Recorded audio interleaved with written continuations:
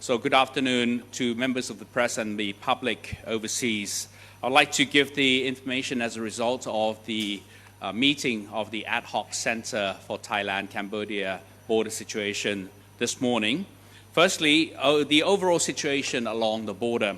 The situation along the border remains stable. However, Cambodian drone activity has still been detected, although the overall environment remains calm. In terms of the questions on the detainment of the 20 Cambodian individuals, the 20 individuals currently in custody are, of course, the Cambodian soldiers and military personnel who surrendered after running out of ammunition in Samtat area in Surasant province. They are being prosecuted for illegally entering the kingdom and for unlawful stay in the kingdom. Two of the detainees who were injured have been transferred to Wirawat Yotin Military Hospital in Mueang District in Surasant Province under the tentative and special care by the security authorities. Another issue concerning the military meeting between the representative from the Malaysian Armed Forces and the Thai Armed Forces.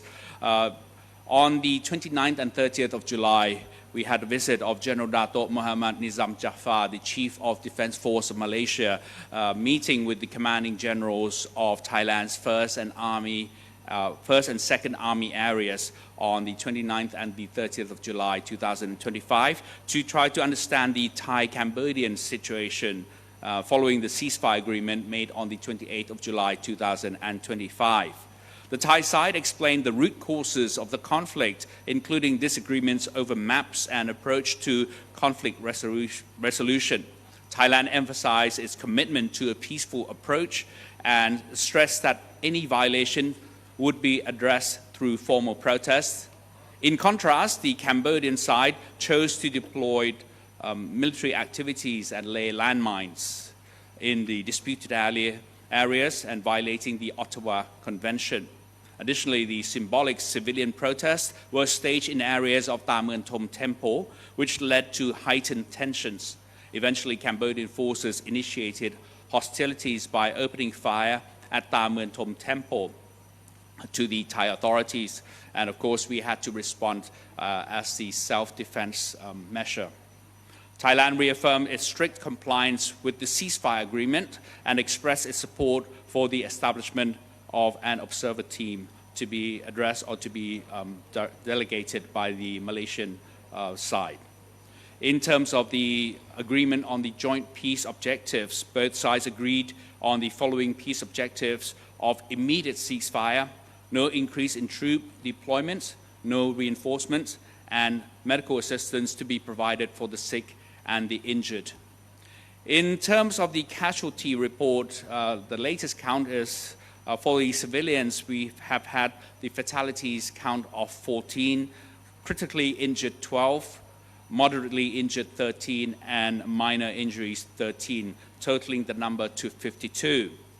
And last point that I mentioned in terms of the security aspect was on the good news that the Royal Thai Army organized performances by the 25th Military Circle Band at temporary shelters located in Bang Wang Palat School in Sangkha District, in Ban Chok Tai School in Lamdon District, Surasant Province. And these, of course, these concerts or the musical bands were intended to entertain, reduce stress, and boost the morale of the displaced persons affected by the Thai-Cambodian border conflict.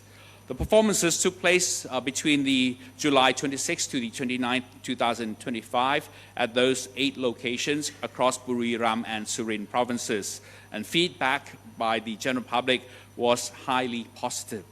And similar activities are expected to continue in the future. And last point that I mentioned was on the public relations operations that we try to organize is the Ad Hoc Center is expediting efforts to integrate communications means and measures and provide media services in a one-stop service format. This is to come in the very near future. So there's good news for the media from both Thailand and overseas to coordinate at this one-stop service for the truth and for the up-to-date news and information. And I'd like to pass the floor to our spokesperson from the Ministry of Foreign Affairs. ขอบคุณค่ะ Thank you very much and good afternoon to all of our international media and international friends tuning in to the ad hoc center briefing. From the foreign affairs side, I have two topics that I would like to share with our friends today. The first being the visit to the Thai-Cambodia border by defense attachés, diplomatic corps, and foreign and Thai media.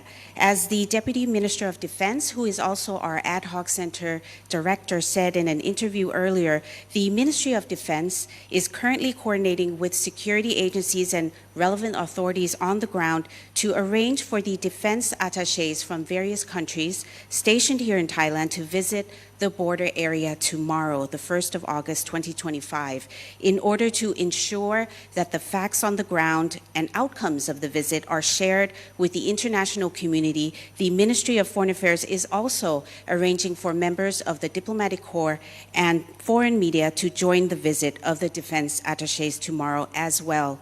Let me thank here sincerely the international media as well as the Thai media, of course, not only those who are joining us, but those who are covering the current situation, and to appreciate the vital role that you play in bringing the facts to the world accurately and transparently.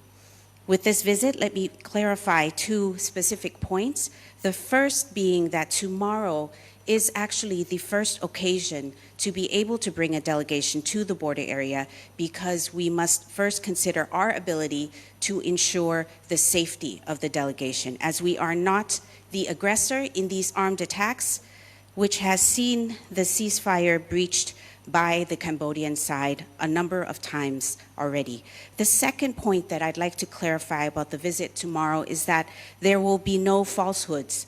There will be no false claims or fabrications like the ones made by Cambodia on their recent trip, where they falsely alleged that Thailand kidnapped their soldiers. Instead, we will only communicate the truth, which is the damage that was sustained by civilian homes, hospitals, schools, public infrastructure, and public facilities caused by the premeditated and deliberate attacks initiated by the Cambodian side on non-military targets. These attacks, in flagrant violation of international humanitarian law, human rights principles, and the Convention on the Rights of the Child, have led to significant and irreparable losses of innocent lives and injuries, and people displaced from their homes numbering over 100,000.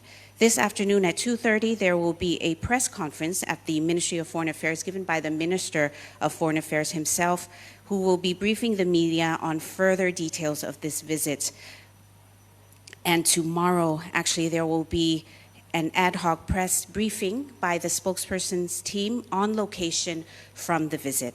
The second issue that relates to the foreign affairs dimension that I'd like to share with our international friends today regards Thailand's principled position in resolving the current situation. Let me once again reiterate Thailand's commitment to fully upholding the ceasefire agreement and to peacefully resolving differences with Cambodia.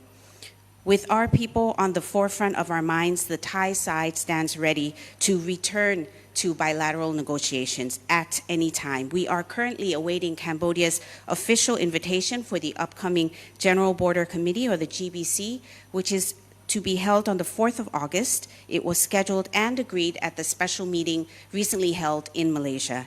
Thailand and Cambodia have a joint responsibility to ensure that the GBC will be another key step towards finding a resolution to the current tensions.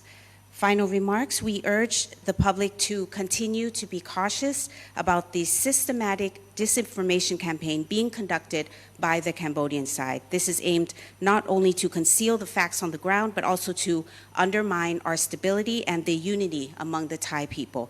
Let me end today by emphasizing that Thailand maintains utmost priority on protecting our sovereignty, territorial integrity, national interests, and as always, the safety and security of our people. Please be assured that our agencies and officials are working hard to achieve these objectives. Thank you very much for your attention.